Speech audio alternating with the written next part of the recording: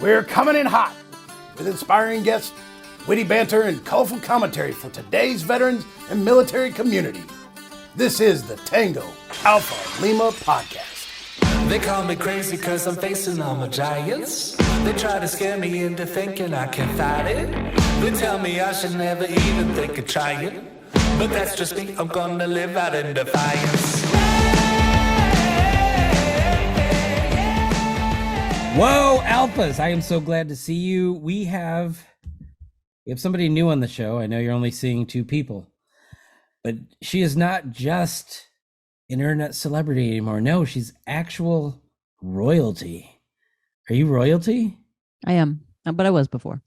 You were before, yeah. But now you have a crown not made by yourself. It's made by somebody else. So what, can you share the news, please?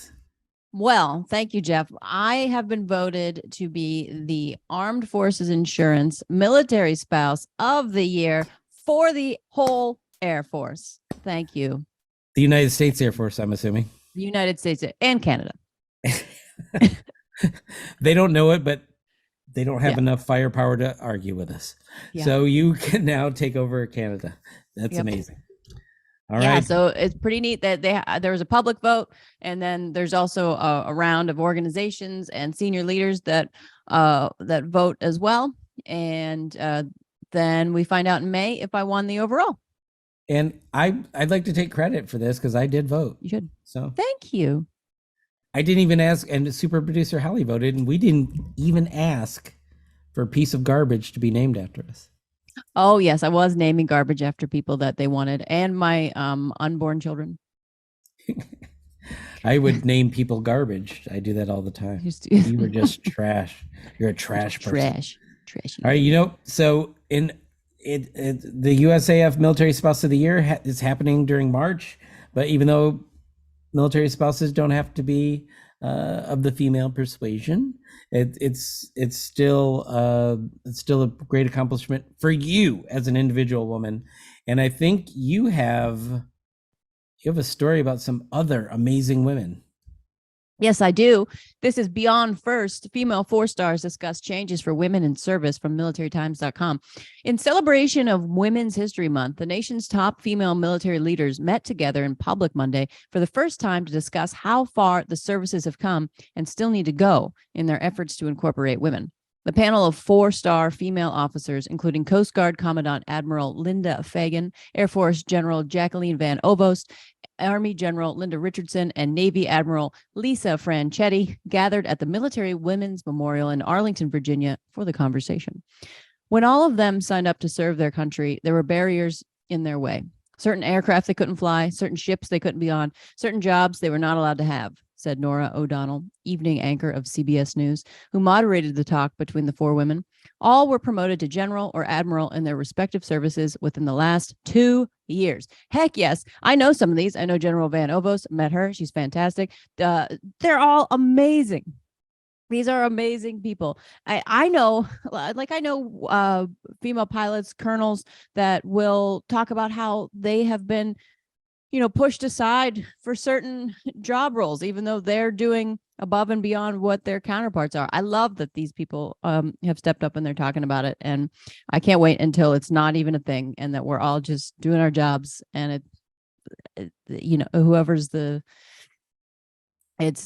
not all of these things that hold people back. And it is March, and I don't want to mansplain, but it is, I would do a correction. It's Laura Richardson, not Linda. What did I say? I think you said Linda. Laura. Oh, yeah. Did I? It's Laura. And it's a pretty fact-filled article that you'll find in the show notes. So I would recommend watching it, or not watching it, reading it. It's at militarytimes.com. Now, and it's, of course, the Air Force General. Of course. General Van Ovost, she's the best. Of course, the Air Force. You know all of them. They all know you because you are Military Spouse of the Year for the entire United States Air Force. Can I have one more time? Yep. Thank you. That's amazing. I will accept all your adoration. And I'm going to want an autograph selfie when I see you next. You got it. All right. Today, we're going to be What, more Air Force? Today we're going to be joined by Air Force Ken Corigliano. He taught me that.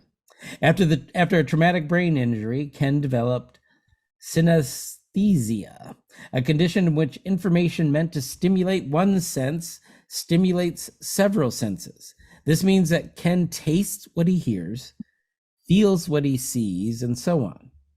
It has given him a magnified ability to see the interconnectedness of life and a new, unique perspective on the world around him. This definitely sounds like a blessing and a curse. And we're going to ask him about that. And we're going to be right back with Air Force Ken right after the break.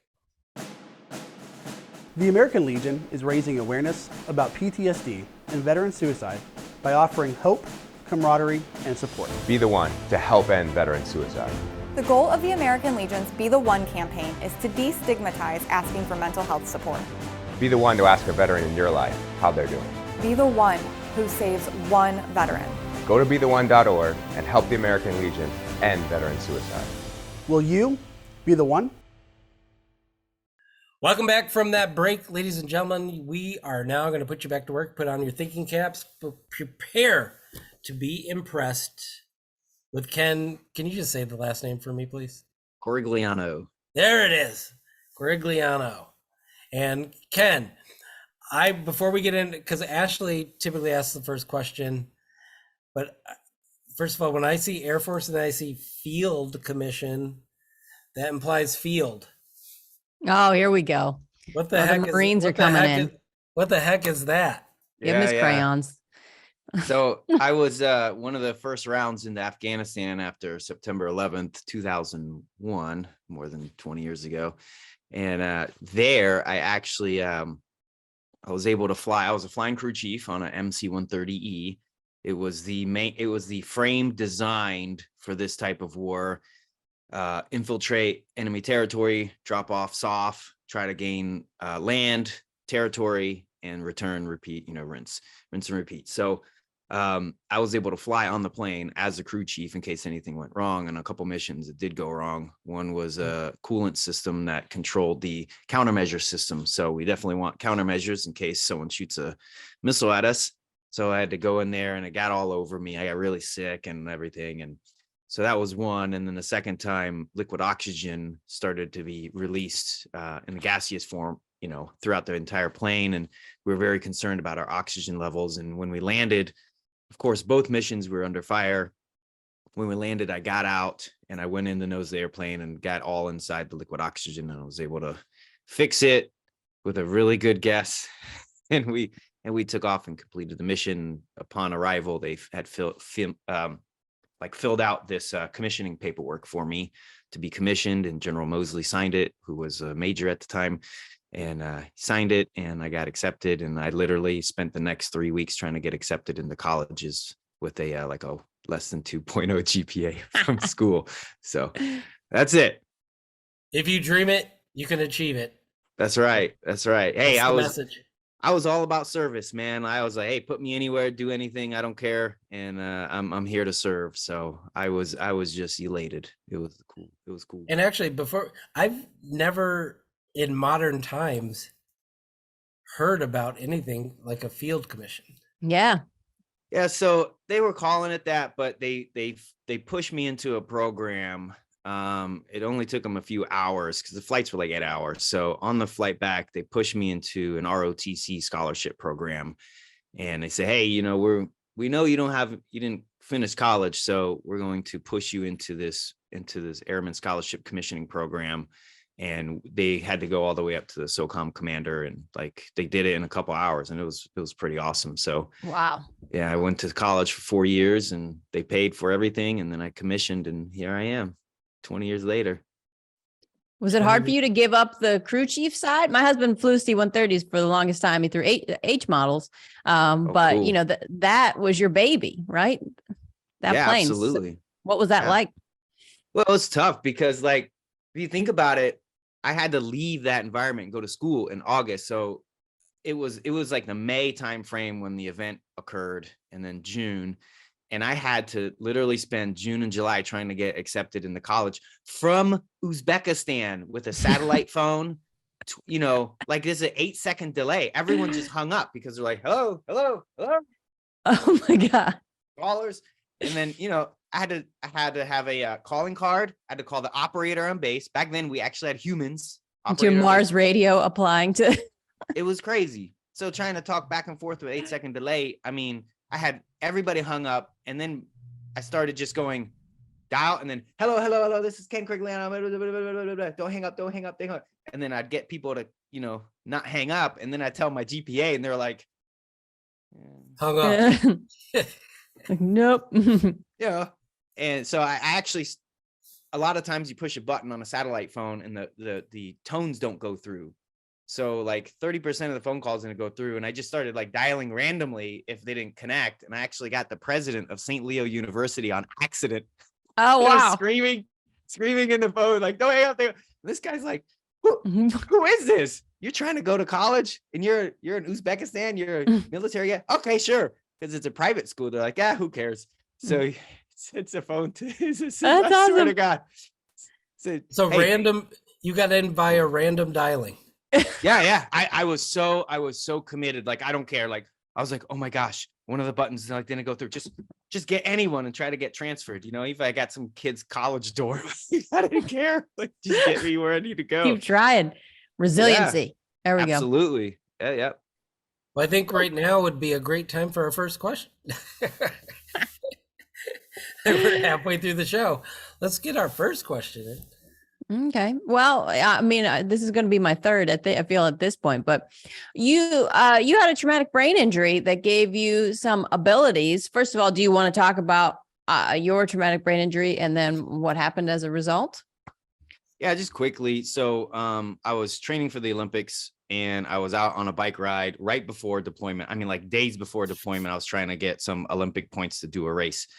And I was out on my bike. I got hit by a car and it was bad. I crushed the car and like I had a near-death experience, all this stuff. And as a result, some of my neurons in my brain got rewired. All my senses got rewired.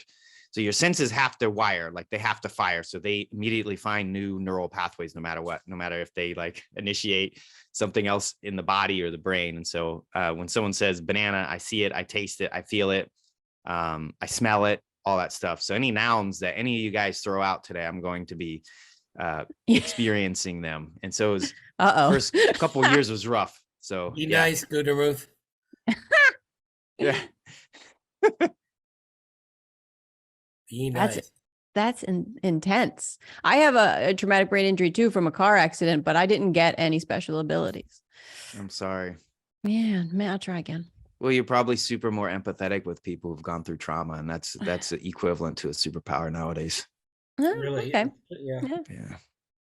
So Larry, if I say pizza, you smell it? Mm-hmm. Taste is the biggest one. Taste is a big sense, and so like is you smell. Just right now tasted it. Yeah. And many times you'll do that stuff, and you'll see me like I'll be like, tasting in my mouth, or like, oh god, like apple cider vinegar. Like, oh. I don't even mean to minimize it, but that could be useful. Like diet culture and all of this. I could be eating, I hate to do this to you, cauliflower, and have somebody just saying pizza. Yeah, so that's a trick, but also it helps me. There's a lot of other benefits. So I can see data and information in 4 dimensions, and I can see objects in 4 dimensions because I can. Taste isn't just for things that are food. I can taste colors, and I can taste emotions, and I can feel and smell information that's around me. So remember, all my senses are mixed. So if I hear something, sometimes I will feel it, and so certain frequencies and vibrations and stuff like that. And so I've used that as a superpower, for lack of a better term, for data. A lot of times I can look at very comprehensive, complex data and see the relationships between them. I can taste it. I can feel it. It's pretty cool. Similar to like A Beautiful Mind. We just See, you just Yeah, similar to that. Not as awesome, maybe as for like counting and math, but yeah, I've never passed a math course in my life, but I gave a keynote on quantum information sciences last year. So I thought that was like a big accomplishment in my life. Did it make you more like emotional? You're experiencing all of these things. Yeah. Yeah. So like I'm super empathetic, and like if people are the type who kind of wear their emotions, on their sleeve, it can be overwhelming for me, because like, the frequencies of thought and emotions I'm feeling, I can smell it, I can taste it. And so it allows me to be really present for people who are going through trauma, and heal. Like I can heal pretty well, I think, for people who are going through it, and relate to them. I can create constructs for them to help deconstruct that trauma, and I've learned a lot of skills on like messing around with people's memories so that it doesn't affect them as much, doing little tricks. Yeah. Cool. Well, does the military take leverage these things? Like, did they put you in a position to utilize these are we calling it skills or talents? Do you get to use them? You are prior military, right? You don't know the cold seat, hot butt billeting system we have here, right? So it's been tough, because I had to hide a lot of it, because I did lose my ability to read for about almost a decade. And that's got me into a lot of trouble. Yeah, it was regulations, tried to file travel vouchers, and hey, can you just help me with? And so it's been tough, but yes, I have, my last 2 jobs have been in the position where I can leverage this quite well. Wow. You made it. And go ahead. Sorry. when you were able to read again, did you relearn it, or did it just come back? No, it was very arduous, because if you can imagine a little kid trying to read, and they're, subvocalizing, and they're going and they're stopping, they don't know anything after they go through the page. They have no idea. And so like as an adult male in the military, officer, athlete, it's very embarrassing. So during the pandemic, I actually was like, well, I got nothing else better to do. And I started out with newspaper, comic strips, and I tried to figure out what I can read. Why can I read very narrow, strips of words? And so I was trying to, and my wife is an elementary school teacher. Oh, so I was nice. like, hey, can you like help me learn to read? Yeah. So she gave me some tricks. You do, cards and stuff. And so it was helpful, but it was like a 6-month process. Oh, wow. Yeah. That's intense. Yeah. Yeah. I mean, maybe it's me because I'm in Hollywood, but I'm just feeling a Marvel story. You have these things that are legitimately superpowers, but there's also curses that go along with it. Yeah. And you seem to be navigating that and keeping your sanity. It's, I mean, if I had to go through like where accidental external stimuli, I'm trying to not say words to trigger those for you. Yeah, it's okay. I've managed it. And it actually affects you in a very real experiential way. Now, I mean, people piss me off all the time, and that's stressful enough. But if they just say things and it can make me see, feel, taste, like all of that, wow. That in and of itself had to take a really long time to get used to. And my question, there's always a question in there somewhere. It just takes me a while to get there sometimes. How was that adjustment? Well, first of all, the realization that, oh, this is happening to me, and then adjusting to it. So I think like having had some athletic background was incredibly helpful. And having a supervisor, my supervisor when I was enlisted was unbelievable. He said, look, man, you got to get into the books. Nobody reads the books. Not even the finance people read the finance books. So if you read them, you'll know things that they don't know, and you'll be able to work the system, blah, blah, blah. And so as a crew chief, we read a lot of tech data. So I had read hundreds and hundreds of books prior to the accident on like being the best athlete. And then I was just getting into brain neuroplasticity when the accident occurred. So I got to watch myself go through it.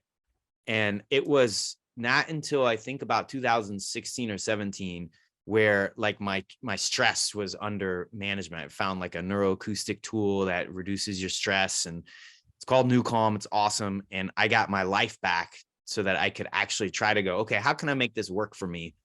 And then I started to really like learn, like, this is weird. How can I see all this data and everything? And I started reading as much, or not reading, but like audiobooks, you know, learning as much as I could. And my brain was just piecing things together. So when people talk to me, my brain goes in like this multi-dimensional mode of like all of the aspects of what they're talking about. It's really cool. And I used it to learn quantum. I was like, what's the hardest thing? I literally went to Google, hardest thing to learn. And it was like quantum. And I was like, oh, okay, let me check it out. And I got like, I don't know, 8 or 9 months. I gave a keynote speech on it. And like, it was pretty cool. So yeah, I'm able to take advantage of it in a bunch of different ways now. That's amazing. See, I thought it was going to be compromise, the hardest thing to learn. Oh, just for you, Jeff. Is it just me? Yeah. Just for you. What, were you married before your accident? No. Okay. So your family only knew you post. Yeah. Okay. Yeah. So I feel for them to having gotten in right in the middle when I was like very stressed, but super helpful, you know, to have someone and people around immediately that empathized. Yeah. Did it make you a better athlete at all? Made me the best athlete. There's in my Nice. Yeah. And I think, you know, the data says it. I'm arguably the most accomplished military athlete in American history. I have not found anyone who's won more races or been on the podium more than me. I'll break the world record for the longest serving military triathlete in world history. We have yet to find anyone who's gone 17 years qualifying for armed forces sports team. I know very few people who've beaten me off an obstacle. And so I think I have used it to my advantage in sports big time. Nice. There's been a lot of injuries because, you know, I didn't feel my body for like 9 years, you know, so I wasn't training right and everything, but there's been a lot of setbacks, but I keep pushing forward, like no matter what, you know? Yeah, that's great. Well, that's interesting to me. What about all of this accelerated your athletic pursuits? So when the accident occurred, I had a little bit of an experience of showing videos of other people's lives that I had touched. And they were only the lives that I interacted with that I had no expectation of return. And I gave them some kind of help, assistance, or whatever it was. And I got to watch their life play out. And I was like, oh my gosh, like if I can do as much as I can every single day to rack up one video, like when I go, man, it's going to be an epic movie, right? And so for me, I think health and fitness and mental health is the number one thing right now in the world. We have the most sophisticated medicine. We have the most easiest access to healthcare, but we're the sickest, stressed out we've ever been. And so I said, well, let me pick the hardest thing, most relevant thing, and try to be the example. And so at 42, being almost on the top of my game, you can't argue with that data point. If you're sitting there and you're at home and you're sick and you're choosing the wrong things, like I can tell you that it is possible because I am a living, breathing example. And so I have never given up, man. Like the injuries, the health problems, the setbacks, the stress, not being able to read, like I have pushed through all of those. And that's my answer to you, is to be the example for people to look at and go, well, if he can do it, I can do it. That would be that would be an offshoot of Be the One campaign that we have here at the American Legion. That's right. Be the one that does all those things. I'm in awe, actually. I could do Hollywood Kill Me. I could do an hour just on your superpowers there. some of it with me going summer barbecue and seeing how it's also very easy for people to give you joy. Yeah. I could just say cotton candy and you go back to being a kid, right? Well, come on, I'm an athlete, man. You gotta say Right, Actually, get power bar. Yeah, but it's Smoothie. guilt-free cotton candy. It's But- guilt-free. Even if you smell it, you might then want it. So it's like tempting. Oh, He cotton candy experiences smells it all. so He good. does not need to have the real Look thing. what you're doing. Smells so good, doesn't it? You're at the fair and See? He does not need the real thing. I need this. What kind of car was it? What was their speed and direction? right. Yeah. Wow. So you're doing all this stuff. I hope that your relationship with text and words has come back enough that maybe you will write about this experience somewhere. I have. Thank you for the segue on the book that I published 2 weeks ago. I appreciate that. 2 weeks ago. What's it called? Yeah. It's called State of Being, How State of Everything You Need to Win is Within You. Well, I mean, it sounds like a book. Sounds like a book I got to buy people. Yeah, I'll I'll send buy you for some people. copies. No problem. Or is it going to have this? You guys, Oh, okay. See, beggars can't be choosers now. Come on. come on. Yeah, you can. I actually here in Los Angeles, I had somebody ask me for food. I gave it to him, and he literally told me, "I can't eat this. I'm a vegan." Oh, wow. Good for him or her. I said, "You're eating vegan. Cows graze, so enjoy that. That's a vegan meal." That's a vegan meal. Well, you're a giving soul. You're gonna play that movie back, so it'll be good. How is it for you writing a book? That's got to be a pretty amazing accomplishment to go from not being able to read for the longest time and then writing a book. Yeah, so you're probably realizing like I shoot for the moon or maybe the other solar systems. And so yeah, so right while I was learning to read, I was writing the book. So I did them simultaneously so that it would be a little bit more of a reinforcement. And so I would learn, and I even had like the Word document I was writing. Oh, nice. Like Yeah. this small, so I could see. But yeah, it was pretty good. I tried to really focus in on like the universal flow energy, which I call, and I think it's really good. I got really, really good feedback on it. Some Holly, cool did you stuff. find it on Amazon already? You can put in my last name, and I should be the first result now. We'll see. Oh, super producer had that at first mention of the title, Oh, wow, nice. and it'll be in the show notes for all the alphas out there who want to be alpha pluses. You're gonna need to learn to find that from within. Yeah, there's a lot of good stuff about stress. Everyone goes through it, and we try to bottle it up. We don't talk about it, but it's you got to address it because it's a necessary part of life. I mean, I talk about it, but usually in high volume at the source of said stress. Yeah. You mother, that kind of. Yeah. Well, yeah, we tend to it's not a problem till it's a problem, right? And that's a big thing because stress is accumulatory. So, thing that causes you a level 3 stress over here, combined with another 2 stress over here, combined with a 3 and a 3, they're all a little bit, but now you're at a 9 or 10, and just some little thing like your phone doesn't work. I mean, that just puts you over the top, and you throw the phone, and you're just like, why did I just throw the phone? No, it's the 3 or 4 or 5 other things that are just very minor under the radar. And that's a big deal. Which also reminds me, be the one I was having a discussion with a friend of mine recently. And we said, by the time someone has to call 988-1, if you're a veteran, don't understand that. But by the time you dial 988, we've already failed you numerous times. Because by the time it becomes a crisis, that means we haven't been locked in and paying attention enough.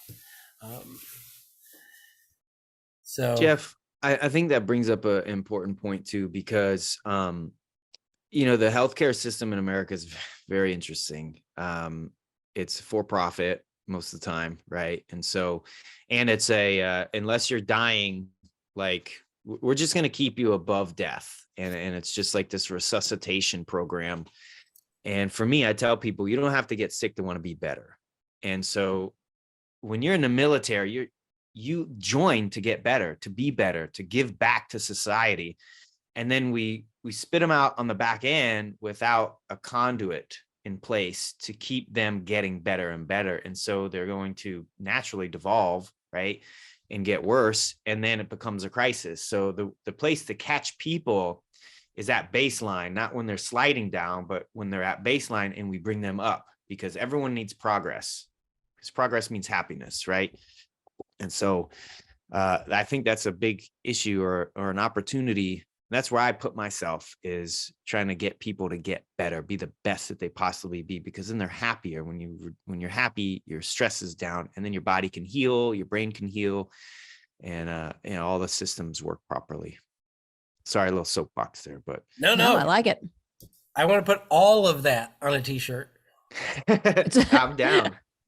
I mean, you're gonna have to go to the back and have a guy, have somebody stand next to you with the "to be continued." But I want all of that on a t-shirt, because it's important, and it really is important, because you do have to take care of yourself, because our health care system is designed to react to symptoms after you've already felt symptoms.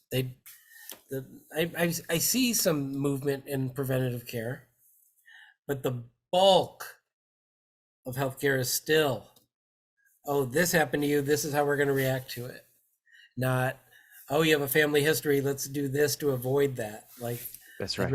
I'd rather have that. Yeah, I think the big turning point in my life was when I said, look, I got to take control over my health, mental health, physical health, spiritual health. And I'm not going to, this is a touchy subject, because I just said I cannot trust them to do everything in my best interest, because they're not me.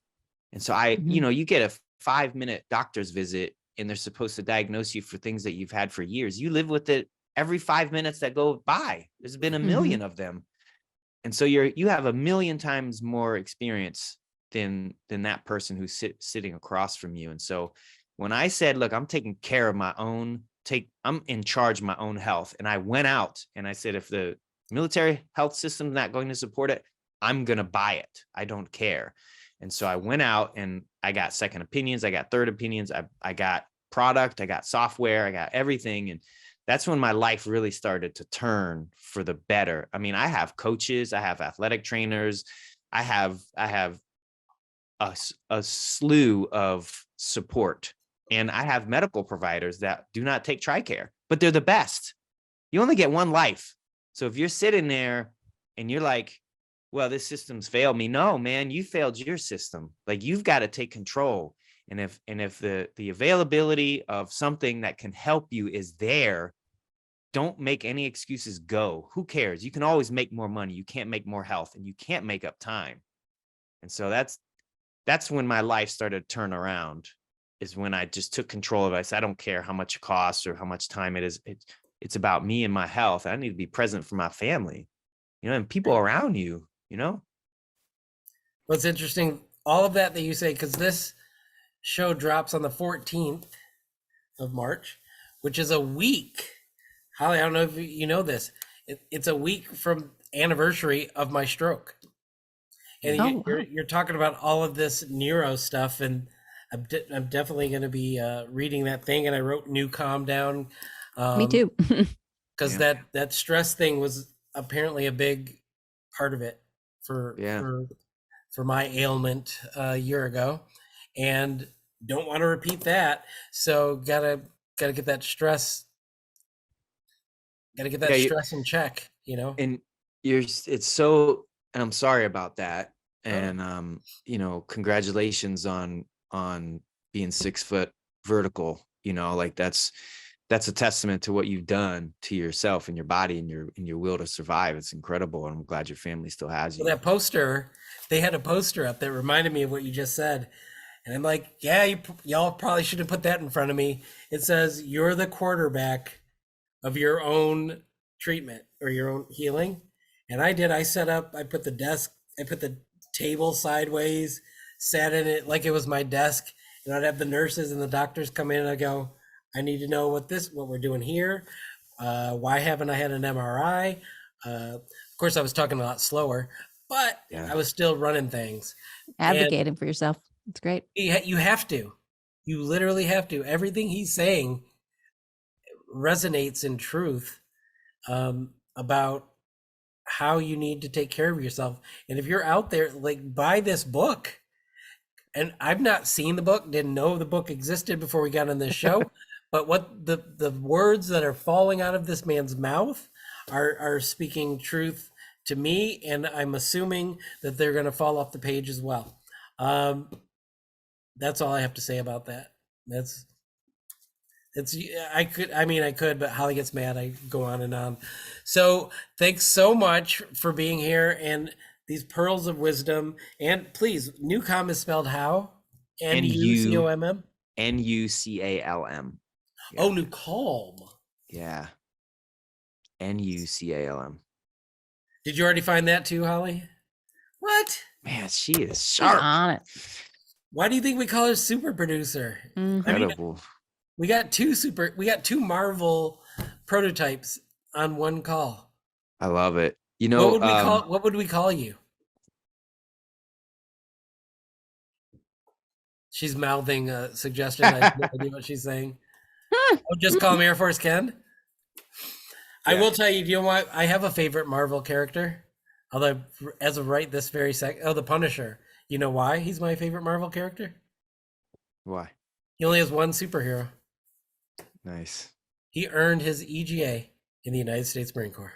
That's all I'm saying. That's his only superpower. He can't fly. He's not super strong. He can't deflect bullets. He's just a Marine. That's it. Hey, everybody who serves is super. And now I'm saying they need Air Force Ken. All right, I'll call him up. Air Force Ken doll. There you go. Yeah, you can Google that because there used to be a Barbie doll named Air Force Ken. There was an Air Force Ken? You have one? Oh, yes. People send me randomly emails or LinkedIn or whatever, like, hey, did you know that there's a Barbie doll called Air Force Ken? Barbie's still boyfriend. Oh man, it's like from the 40s or whatever, but yeah. I love it. Oh, you need that thing. Yeah, I'm surprised I don't have one up on the wall. You're in your 40s, and it's from the 40s. I think it's high time that you put that next to all those axes that you have. That if you're not watching on YouTube, Ken has quite the display of his athletic victories on his wall, and many of them are axes from bike races. Oh, obstacle course races, yeah. Oh, obstacle course. Yeah. Hopefully, one of the obstacles was not somebody throwing axes at you. Ken, before we head out, what's your next challenge? What are you taking on next? Oh, yeah, look at you. So I got accepted to Ninja Warrior. So you did? Oh, yeah. Awesome. Yeah. So they got a soft spot for the old guys, I guess. So you're not old. I'll compete on that. I don't feel it. I still feel like I'm 20, but so I'll compete on that. Hopefully everything works out well. Then I have Armed Forces National Triathlon Championships a few days later. And then I have the World Military Triathlon Championships in May. And that is most of the stuff I have planned. I got a couple other races, and I think maybe 2 more world championships and obstacle course races. But that's all for the year. That's cool. They brought a dialed down version of the American Ninja Warrior to Dover Air Force Base when we were there, and I went through. They had a little competition, and I made it a little bit of the way through, but it tore off my hands. The way that you just don't even think about the calluses that they build. Yeah, man. see? I fell off the bars, the grippy handlebars, and then they had a little ambulance thing because I wanted my hands to be wrapped up so I could do it again. And they took alcohol and they just went, yeah, there's no friction. Just right in there. That's painful. But I was into it. I love that stuff. Salmon ladders. Yeah. Good for you. Yeah. Maybe you can come out and watch, or you can Yeah. tune in or whatever. So, Love to. oh, Jeff. You muted yourself. I said I have a Ninja air fryer, so I can participate. Ninja There you smoothie go. too. I got that. Well, thank you so much, Ken. We are going to get that book. It's called, once again, State of Being: How Everything You Need to Win Is Within You. Everything You Need to Win Is Within You. Please go out and get that. And you can follow Ken everywhere with Air Force Ken. I've seen it That's on right. Facebook, Twitter, Instagram. Although we have a typo, it just says Air Force Ken. I'm assuming it's Air Force. And his real name on LinkedIn, Ken Corigliano. Hey, that was good, Jeff. Look at you pronouncing these hard Italian last names, and it hasn't even been a year after your accident. Oh, so all I can tell you, it was rough for a while. I bet it was. Yeah, British soldiers is my little measuring stick. But that just saying that all those syllables together, that was Yep. I and know I about wouldn't it. switch it. I wouldn't switch it to redcoats to save my life. Anyway, thanks so much for being here. This is probably going to be a very impactful collection of information that I'm assuming many people out there are going to connect with, and they're going to be rooting for you to be the Ninja Warrior. Whoop whoop! Thank you. And I know I am. I don't even watch that, but I will. Well, good. I'm glad. And for anyone who watches on your show, if they message me, I respond to every single message. So You need to be careful. You're gonna get probably 7 or 8 messages. okay, good. Yeah, that's good. That's my. All right, my thank you so multitasking. much. What we're gonna do now, Ethos, is we're gonna go for a break. We're gonna let Ken get back to training so that he can win the Ninja Warrior for you.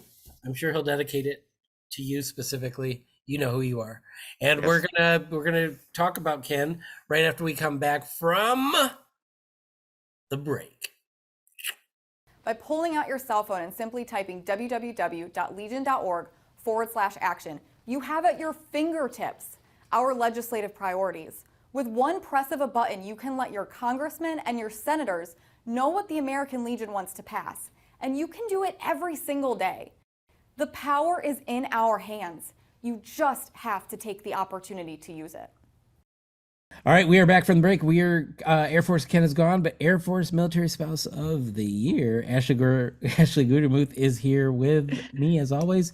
Do you have a takeaway from Air Force Ken? Oh, Air Force Ken's awesome. The things that he's gone through, the not being able to read for 10 years and just having other people fill out his travel vouchers and not trying to hide that he couldn't read and then reteaching himself how to do it. I think that's amazing. I also wonder if my husband had what he had synesthesia, the amount that I would mess with him. Just it would be relentless. I'm a bad wife. I think that's the conclusion I took away from it. Whatever he hates to eat, you would just say Depends it. on the day. Is he messing with me? Has he started the fight, Jeff? If he has, then yeah, I'm coming in hot with something he doesn't like. Coming in hot. How's that cauliflower? As he's trying to eat something else and then he's just tasting what you say. That's amazing.